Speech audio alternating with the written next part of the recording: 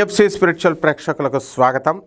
ఓం హ్రీంకారాసనగర్భితా నలసికాం సౌహక్లీం కళాం బిభ్రదీం సౌవర్ణాంబరధారిణీం వరసుధాధౌతాం త్రినేత్రోజ్వలాం వందే పుస్తకపాశమంకుశధరాం స్రగ్భూషితాముజ్వలాం త్వాం గౌరీం త్రిపురాం పరాత్ప్రకళాం శ్రీచక్రసంచారిణీం. శ్రీ గురుభ్యో నమః.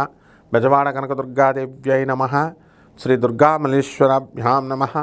ఈ వారం మనం గ్రహస్థితులు ఎక్కడెక్కడ ఏ రాశుల్లో ఉన్నాయో చూద్దాం. మనకి ఈ రాహువు కుంభరాశిలో, శని మీనరాశిలో, సింహంలో కేతువు యథాతథంగా ఉన్నారు. గురు శుక్రులు ఇద్దరూ కలిసి మనకి ఈ కర్కాటక రాశిలో ఉన్నారు. అలాగే రవి, కుజ, బుధ గ్రహాలు మిథున రాశిలో ఉన్నారు. ఈ విధంగా ఉన్నటువంటి ఈ యొక్క రాశులు అన్నీ కూడా, గ్రహాలన్నీ కూడా ద్వాదశ రాశుల వారికి ఒక్కొక్క రాశి వారిగా ఏ ఫలితాలు ఇస్తాయో చూద్దాం.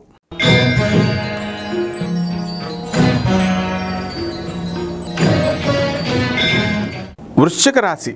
ఈ వృశ్చిక రాశి వారికి అందరికీ కూడా ఈ వారం గులగలా ఉంటుందన్నమాట. ఇప్పుడు అందరూ దెబ్బలాటలు జరుగుతున్నాయి అనుకోండి బంధువుల్లో, అరే మధ్యలో నా పేరు చెప్పుకోవట్లేదని మధ్యలోకి వెళతారనమాట మీరే గొడవలకి.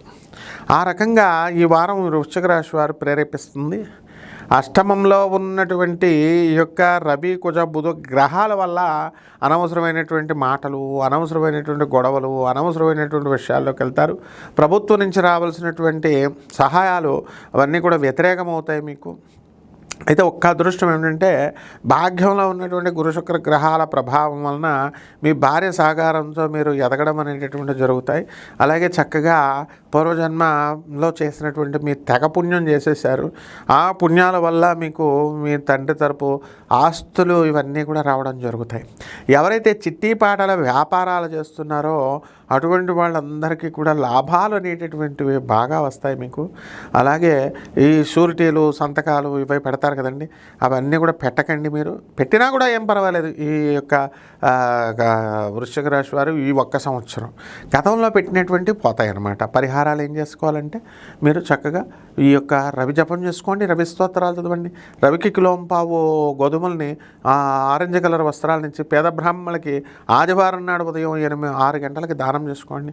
అలాగే జిల్లేడు పూలతో సూర్యనారాయణమూర్తికి పూజలు చేసుకోండి, బ్రహ్మాండంగా ఉంటుంది. ఈ రకంగా మీరు చక్కగా చేసుకున్నట్లయితే ఒక రావి చెట్టును పెంచుకోండి, బ్రహ్మాండంగా ఉంటుంది. శుభమస్తు.